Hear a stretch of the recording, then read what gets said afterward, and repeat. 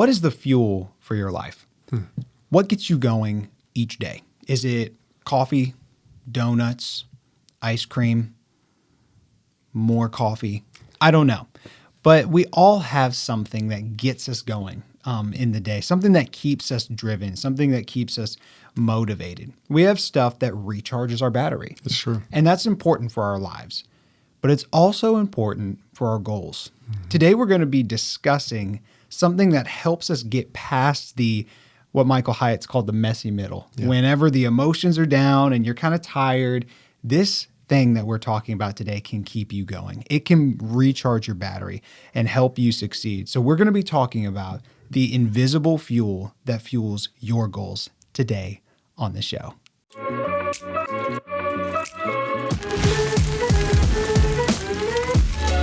This is the Thriving Man Podcast with David and Reese Maxwell. These weekly shows are designed to help you remove the confusion from your life and make real progress with your growth. No matter where you are or where you're going, we're here to help you live a life you can be proud of. So welcome to the Thriving Man Podcast. Welcome to the Thriving Man Podcast, where our goal is to help you get out of survival mode and into living a life that you can be proud of. I'm Reese. And I'm David. And we have been discussing the topic of New Year's resolutions, how typically they're pretty disastrous. Yeah, they are. Just in the statistics of when we actually succeed at doing them. Mm-hmm. So we are trying to change that. We've used the illustration of a chair. If your goal is like a chair, a lot of times it just doesn't have any legs. Yeah. There's nothing to hold it up. When you sit down on it, it's not going to last very long, if at all. So we are putting legs on the chair. We are using various elements to bolster your goal and make it successful in the long term. We've discussed two legs so far. One is strategy, which is the how. Yeah, How is it going to be accomplished? And then two is evaluation, looking honestly at who you are and where you're at. I mean, that's just an important thing to do in order to be able to even set the right kind of goal. Yeah, because a lot of guys, they'll set a goal based on what society tells them, what other people are doing, or Comparison. what they think they should do. Yeah, Yeah. comparing.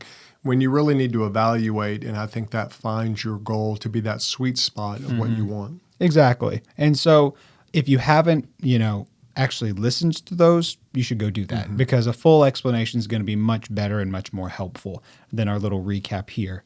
Because today we're talking about the third leg of the chair. Yeah. It's the third element that we need that's so underemphasized. A lot of times we don't even look at it, but it is a vital key to a successful goal, and that is purpose. If strategy is the what, Yeah. if it's the how, really, strategy would be the how, then this is the why. Yeah, it is the why. Because purpose is, when you do anything, there's a purpose behind it. Why do you work this job? Why do you do this? Why do you do that? Usually you're going to find a purpose. Why did you marry this person? We all have purpose in our life. And with the goal, if we understand the purpose behind the goal, that really helps a lot of things in our life. And like you said, it helps us have that motivation.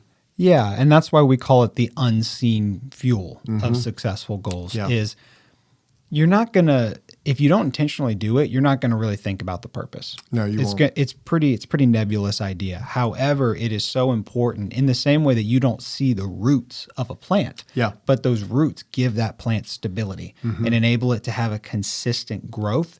In the same way for your goal, if it doesn't have roots, if you haven't established the purpose of who you are Yeah. and what your goals are, then, the first time wind hits it, it's going to go flying. Well, and the truth is, and this is something a lot of people don't understand, goals are hard.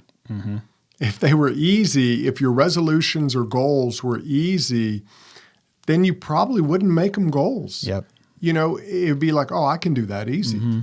But we always set goals or resolutions on things that are going to be hard. But we don't really plan for that hardness. We don't plan for, hey, there are times I'm going to hate this. And we have to do that. It's kind of like when I do races, whenever I do a triathlon, in the middle of the triathlon, at some point, I'm going to hate it. I'm going to say, why do I do this? This is the dumbest thing in the world. It's the stupidest thing in the world, especially like the last one I did. It was pouring rain on the bike ride. I could barely see. It was horrible in that respect. But then when you get done with the race, you're happy you did it. You maybe got a best time and you just feel better about it. Right. And I think goals are like that. We're happy when we accomplish them. In the middle of them, sometimes you're going to hate it. It's just the way it is. Absolutely. And I think we get this when it comes to our work life. Yeah. You know, you show up to work and you understand there's going to be days that you are not feeling it at all. Yep. And you got to make those calls or you got to work on building whatever that is. Yeah. We don't think about that for our life. That's a good point. And I heard a great talk. I don't remember if it was a John Maxwell thing, but basically what the person said was the amount of effort that you have put in and you put in your everyday has brought you to where you are. So if you want to go to the next level, if you want to increase, that means there will be an increase in effort, in intentionality. Yeah. So like a lot of us, I think we set goals and we want to put in the equivalent amount of effort that we have without them. Yeah. However, when you set a goal, you're committing to do more That's a good point. or do something better, Yeah. doing it in a more effective way.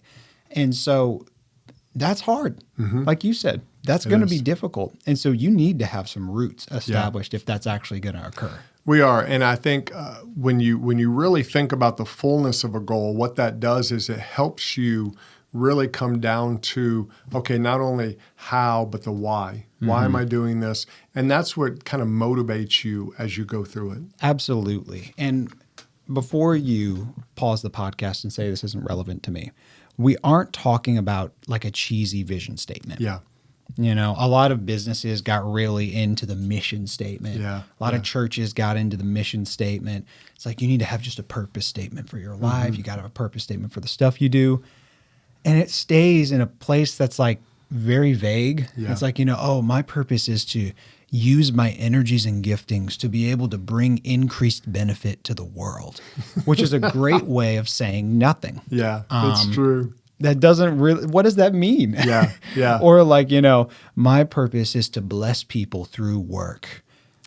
What kind of work? Yeah. What does What it are you mean to gonna bless do? people? Yeah. Who are these people? You know, Yeah. you never get into the realm of getting your hands on it. Yeah. That's not what we're talking about.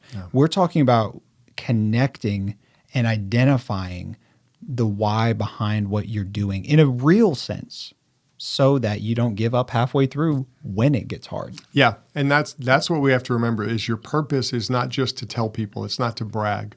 Your purpose is to give yourself that motivation when you don't want to continue. Absolutely. When you want to quit, when it's hard and you think, why am I doing this? You go back to your purpose. That's why finding your purpose has to be one of the legs of your goal, or the goal is just not going to work out. Yeah. I'll just give a quick illustration and then we'll jump into how to really do that. For me, I always wanted to learn a second language. I've been interested in it since high school, maybe early college.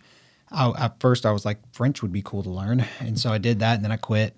And I was like, Spanish would be cool to learn. And I did the classic thing of looking at a bunch of TED Talks to actually learn how to learn Spanish, but never actually learning Spanish itself. Not actually doing it. You know, I was stalling really, and I quit at that too. But then I married Emma, and her family is Hispanic. And so what I began to think about was like, I want to be able to communicate with her family. And I want my kids to be able to be bilingual like my wife is so that they can connect with their family. Yeah. And if I don't learn this language right now, they will not learn it. Because I've seen homes where only one parent is bilingual and the kids don't end up bilingual because they're never around it. The parent never gets to use that. And so I was like, I got to do this for my kids. I got to do this for my grandparents, you know? And so I haven't fully mastered it yet. And it has been a process of years, but that keeps me going. Yeah. That's just one example of That's how good. purpose is a real thing that encourages you to do something when it's not motivating. Yeah. Yeah. And that's the thing we want to do. Find that purpose. And then that way you have that inner fire that keeps you going when you don't feel like it. Precisely. Now let's get into the nitty gritty. Okay. Point one, we have to learn how to say no to ourselves. We have to start with self-leadership to even connect with our purpose. Yeah. Give a little explanation of that, because that's not something we often think about when we think of connecting with purpose. Well, you have to remember life is busy. for everybody. There's no one I know who doesn't talk about life being busy. Right. I've talked to retired people. Hey, oh man, we've been busy. I talk to people who work, 70, 80 hours a week. Their life is busy. And you meet all these people, and the common thread is life is busy. The problem with that is when life gets busy and we let it get busy, we end up running around doing things for other people, for other things. And what happens is we kind of lose that part of ourselves in that. Right. And what we have to do with our goals is we have to remember that just because we're in the grind doesn't mean the grind has to control us. So as men, what we want to do is have that self-leadership to what am I doing in this? I have a busy schedule. You can't change that, but you can change how you respond to it. You can change what you do with your free time, what you do with your relationships. And as men, we need to understand that self-leadership is the key to that. Saying no to ourselves, saying, okay, I want to just sit on the couch and do nothing right now, but I know that's not the best thing long term. I want to veg out. And sometimes you need to veg out. We all do. But sometimes you need to tell yourself, I'm not going to do that. Or instead of doom scrolling, I'm going to actually read a book. Right. I'm going to do something. Or if you're trying to lose weight, you got to control your eating. And the only person who can do that is you. Right. Connecting with your purpose requires blank space. Yeah. It requires you to set aside time to ask big questions. Yeah. And that's good. Because a lot of guys, like you said, get stuck in the grind. Yeah. They're just going from work, job to job, job to job. Go home, clean the thing, do the lawn, go to bed, wake up, rinse and repeat. Yeah. Or a lot of guys get stuck in the world of just living from hit to hit of whatever they like. Yeah. Whether that's food or a video game or a show or alcohol or whatever. They're just waiting for their next pleasure trip. Yeah. And if you live like that, you will have your head down. It's like walking around only looking at the ground right in front of you, and you can never look up and see a sense of direction. Yeah. If you're going to look up and see a sense of direction, you have to learn to say no to that basic desire to just look right at what's in front of you, or honestly, other people controlling you. Yeah. We got a lot of expectations on us from friends, family, society, and that's not necessarily a bad thing. But if that becomes everything, Yeah. we're never going to actually ask the good questions. Well, and there are a lot of men who, when they're living that way, their appetites become their drivers. What do I want? What do I need? And so they begin saying yes to their appetites. And the danger of that is it becomes habitual to say yes to your appetites. You're just saying it over and over again. We've seen in the news lately, there are a lot of men out there who looked very successful. They were leaders of countries. They were, royal family, millionaires, billionaires. And we've seen a lot of those names on a list of people who visited Jeffrey Epstein's island, where they were engaging in some really bad behavior there, some debauched behavior. I'm not saying everybody who went did that. I'm just saying that a lot of people did. And what that is they were saying yes to an appetite that's not good for them. And it was hurting them. These are people we see as successful. But success in those areas doesn't mean you say no to yourself. And a lot of people get into that, and we've seen it where they've destroyed their lives because they can't say no to temptation. They can't say no to an affair. They can't say no to stealing money or embezzling money. And the truth is you become a slave of your own desire. And you have to be able to break out of that. Every man needs to be able to tell himself no, because you can't say yes to your purpose unless you learn how to say no to yourself. Say that one more time, because I just... Yeah, it's so true. You can't say yes to your purpose unless you can say no to yourself. That is so good. Yeah, And it's the opposite of how our world typically thinks. it is. A lot of times people say, follow your heart. Yeah, Do what you want, And that's not what we're talking about with purpose. Your purpose is not your base appetites. yeah, They exist, but they're not a high enough thing to be classified as a purpose. No. Whether that's greed, lust, power, fame, sex, all of these things can distract men from really connecting with what matters, why I'm here. Yeah. You know, what is God wanting from me? What do people need from me? What are the gifts I have that can contribute to others? What are the hard decisions I can make that make life easier for the people around me?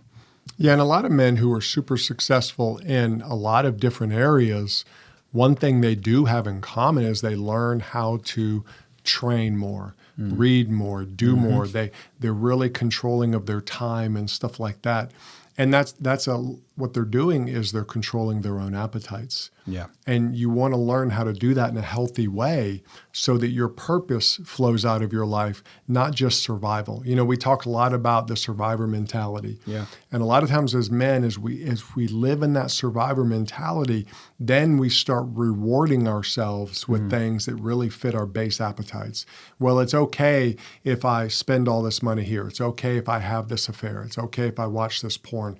And that's really saying yes to our appetites over our life. Yeah. So that self-leadership is foundational to even ask the right questions. Yeah. To even live and discover your purpose. Yeah. Yeah. So let's move on to the next point, which is the fact that your purpose has to be outside of the ordinary. Yeah. Well, here's the truth. Everybody's life has a lot of elements that are ordinary. You got to do laundry. You got to mow the lawn. You got to fix the stuff that's broken. You got to pay the homestead taxes. It's the season for that, so Yeah, I'm yeah. crying on the inside. Yeah. You got to do grocery shopping. You got to eat. Yeah. There's a lot of ordinary elements that make up everyone's life. Yeah. Whether you're making $5,000 a year or $5 million a year, you've got these basic, ordinary things. The truth is, every second of your life isn't going to be glamorous Yeah. like a movie. I mean, movies cover a span of years Yeah. in an hour and a half. In an hour and a half. That's true. So that's not the way that your life's going to be. That's okay. However, even though the ordinary elements are part of a healthy life, Yeah. they cannot be the purpose of our life. Yeah. Yeah. It's true. And what a lot of men do is they'll grab a hold of the ordinary, and we all have to do it, but that kind of becomes their purpose. And the classic example of this is provision. As you know, we're called to provide. Men are providers. We get that. I got to make the money. I got to bring the bread home. You know, we do this. And so we provide. We also provide for our family. You know, we provide protection. We provide a home. We do all of these things, leadership. Those are good, and those are our role, and they're important, and you should do them. But your purpose is something above that. If your purpose is only bringing money home, that's really kind of ordinary. Yeah. And that doesn't really rise above, you know, building a legacy in your children's lives. You know, you can provide all the money for them in the world, but that's not really going to grow them more than you pouring into them as a man. So you want your purpose to rise above the ordinary. I'm not saying the ordinary is not important. You've got to pay the bills. You've got to cut the grass. Yeah. You've got to do all that, or you have to pay someone to do it. Either way, it's got to get done. But your purpose is not those things. They're a part of life, but they're not your purpose. Your purpose rises above that. And if it doesn't, then a lot of guys just get bored with life. They check out, and that's when they start to escape. They escape to virtual worlds. They run away from life. They do all of these things because they don't have a purpose greater than just the ordinary they do every day. Absolutely. Because the truth is, God wired us to live for something beyond ourselves. Yep. And if you notice, whenever guys lose that, they become, a lot of times, they start acting in a way that's less than the potential of the human. Yeah. They yeah. start, you know, like that mentality that humans are just animals, basically. People fall to that if they don't have something higher than themselves. I think that's part of the reason why a relationship with God is so important. I think that's part of the reason why reflection is so important. Yeah. Because you can't just believe in a God. Yeah. You have to connect with him. You know, that's part of what our purpose is, a huge part. And so we have to be able to live outside of the everyday grind. Because if that becomes our purpose, that's when you fall to lower levels. Yeah, and there's nothing wrong with, let's say you have a financial goal. I know I have some friends who one of their goals was to retire early.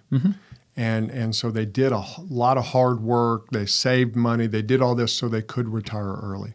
But one of the reasons they wanted to retire early is they wanted to live in a place, in a home where they could really have people visit, they could entertain, they could really pour into other people with the rest of their life. That's a good point. Yeah. So their purpose was higher than just, I want to retire with X amount of dollars. There was a financial goal, but there was a bigger purpose to it. And that's what I'm saying. You want to bring a bigger purpose to what you do, or it's just going to get kind of boring because you're just doing the ordinary. Yeah. You can still do the ordinary well, but you want the purpose behind the ordinary to be bigger. And that makes it just a whole lot more motivating. That is a really good illustration because the same behavior can either be purpose-driven Yeah. or just status quo. Yep. You know, like one guy may take his wife on a date just to get sex, and that's the only reason he does it. Yeah. And the next guy may take his wife on a date because he loves her. Yeah. And he wants her to be able to live the best life possible. Yeah. Those are two, even though it's the same behavior, Yep. two very different motivations. Yeah, and really, and if you look past just the opening thought of it, the guy who builds that deeper relationship with his wife will have a better sex life. Right. He just will. I mean, it's just the way it is. Women connect emotionally. They're going to connect a whole lot more to the guy who really wants to connect. Yeah, absolutely. When you have your purpose correct, a lot of other things fall into place. Yeah. I think that's why Jesus says in the Sermon on the Mount, Yeah. seek first the kingdom of heaven, Yeah. and everything else will be added, unto you. There's that element. When you get when you keep the main thing, the peripheral things a lot of times will flow into place. Yeah, that's And true. that's what we want for you guys' life. So let's talk about the third element. This is something that can, even if you have a purpose, even Yeah, if you yeah. are aware of it, you've asked the right questions, this is the saboteur of purpose, which is insecurity. Let's define insecurity real quick because it's an important thing to understand.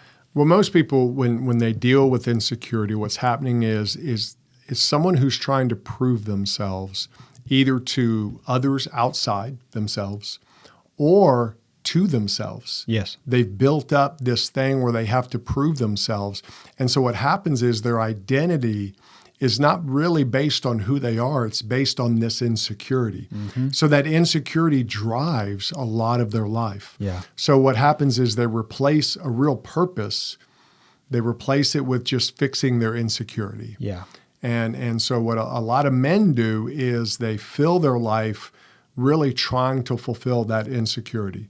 Everything is motivated by that. You know, they crave feedback. They want that approval from others. So they're going to act a certain way. They're going to do certain things. Or they give into peer pressure. Everybody's doing this, so I have to do it because I want people to like me. I want this. I want that. We see this in men when they try to conquer women. You know, I want to have sex with as many women as possible. Most of those guys are incredibly insecure, and they're trying to prove who they are really to themselves. And the woman just becomes a vehicle to that. Right. And so we see that in men, and I think we have to be careful or we'll see it in ourselves, that we start doing things out of insecurity and not really out of purpose. I think that's great. And I think that's something that's great to understand. Yeah. Because we have to be self-aware. Yeah. I think another great example of insecurity is comparison. Let's say one of your big purposes is to, let's say you're an outdoorsman and you feel like the Lord's calling you to be able to mentor young men through that. Yeah. So you lead a Boy Scouts thing, but then you look online and there's a guy who is a life coach for thousands. Yeah. Makes a digital course. He's killing it. He's being asked to speak across the globe. Yeah. And then you begin to, in your mind, think, well, that's more important. Yeah. That's what I need to do. I got to start doing that. Yeah. You know, and you begin to live out of an insecurity of, oh, they're doing better than me. Yeah. So you've lost your connection with the purpose you've been given because you can have a purpose that, like, your purpose doesn't have to be writing a huge best-selling book. Yeah. It can be, but it doesn't have to be. Yeah. Maybe it is mentoring young men. Great. Mm-hmm. If insecurity, if you let that begin to control you, you won't be able to live continually connected with your purpose because you'll start trying to connect to everyone else's purpose. Yeah, and we see that in guys who something happens in their childhood that may be a legitimate thing. Right. Maybe they never got affirmation from their dad. Right. Well, they're trying to get affirmation in life. Mm-hmm. Tell me I'm good. Tell me I'm good. Tell me I'm good. Or the guy gets dumped in 8th grade. And so he spends his whole life trying to prove to that girl in 8th grade, who probably doesn't even remember him anymore, that, hey, you shouldn't have dumped me. I'm going to make her regret dumping me. Really? You know, you're 40 now and you're still living with a mentality of an 8th grader. Mm-hmm. So we have to be careful of that because a lot of times men can let that insecurity drive them and it really drives a wedge between them and their true purpose. Mm-hmm. I think that's true. And I think a lot of times another good example of a person who begins to live from that insecurity is a cynical guy. Yeah, that's true. Like yeah. the trolls on the internet who are probably going to comment on this, Yeah, you know, yeah. Yeah. but, or comment on every successful person they see and tell them how they're not that great because of X, Y, and Z, you know, that's not us quite yet, but we're on our way. Yeah. So like those kind of people, a lot of times are so sad with their own life. They got to bring everybody else down to make themselves feel better about themselves. Yeah, that's something I just saw something recently. I'm a K-pop fan, so it was a TikTok, I think, of these reactions K-pop people had when they were interacting with fans who were putting them down. You know, like there was a girl from one of the groups, and people were on there telling her, "Oh, you're ugly," and I'm like, "Who? What?" And the girl reacted like, "Well, you can leave. I don't care," which is great because if she had been insecure, that would have hurt her. But we see that in people, like you said, they want to troll, and you see people that way in life. They can never be happy about anything. They're always going to put something or someone else down. It can be on the internet. It could be in your neighborhood. True. You know, there's people who they're just always negative, and a lot of times it comes out of their own insecurity. So they're trying to bring everybody down. Yeah. And that is just a pretty sad existence. You know, that's a pretty sad purpose. You know, if it's like my goal in life is to make other people feel as miserable as I feel. Yep. That's not where you want to be. That's not where we want you to be. No. So let's give them a challenge and help them kind of have a few steps to connect with their purpose. Yeah. Because we want these guys to thrive. Yeah. And I think a couple things you want to do is ask yourself really some questions as you dig through your purpose. And one of the questions is your purpose just to survive? A lot of guys just want to make it to the weekend. A lot of guys just want to make it to $1 million. And what you want to do as a man is ask yourself, what am I really living for? Not what I'm saying, but what am I really living for? Because what you want to do is really look at what is my purpose? And you want to be careful because a lot of men, they're living for the purpose of provision and they don't even realize it. These questions are not a waste of time. I'm not saying you have to come up, again, with a goofy purpose statement to your life, but you really want to know what is my purpose in something bigger than just surviving, making it through the day. Absolutely. And if let's say let's say you have clarity. Well, even with your goals need to be connected to your purpose. Yeah. Or your goals need to be connected to a purpose that you truly believe in. Yeah. Like I love the illustration you said, finance goal. A lot of men have a finance goal versus having the purpose behind why the finance goal is there. Yeah. Taking it an extra level deeper makes it a lot more robust of a goal that's going to last a lot longer. Well, like a lot of people have a health goal. They want to lose weight. And there can be all kinds of motivations behind that. But if you get a purpose of, I want to lose weight so I can be healthier, so I can be around longer for my children. And then when they have children, for my grandkids and on, I want to be vibrant. I want to be alive for that. Those are good motivations to say, okay, I'm not going to eat the cookie right now. I'm not going to eat the cake right now because my purpose is bigger than just having this momentary pleasure. And so what happens is that purpose motivates you to really fulfill your goal. Yeah, and don't settle for what another person says purpose is, because mine's going to be different than yours. I think ultimately, underneath it all, a relationship with God is the core purpose. It is. But the way that plays out in our lives changes very much from person to person. Yeah. The way we're wired, the setting we're in, Yeah. the things that God's placed us around, all changes those things. So our challenge to you is to find the purpose that God has given you. Ask those questions, pray about it, and let's let our motivation flow from that place. Yeah, and make sure your goals are tied to your purpose, and that'll give you that energy to see those goals happen. Absolutely. We'll talk about the fourth leg of the chair, the fourth element to help you guys in the next episode. But until then, ask these questions, and we'll see you next week. Thanks for listening to the Thriving Man Podcast. If you want to check out more resources from David and Reese, you can go to thrivingman.com. We'll see you in the next episode.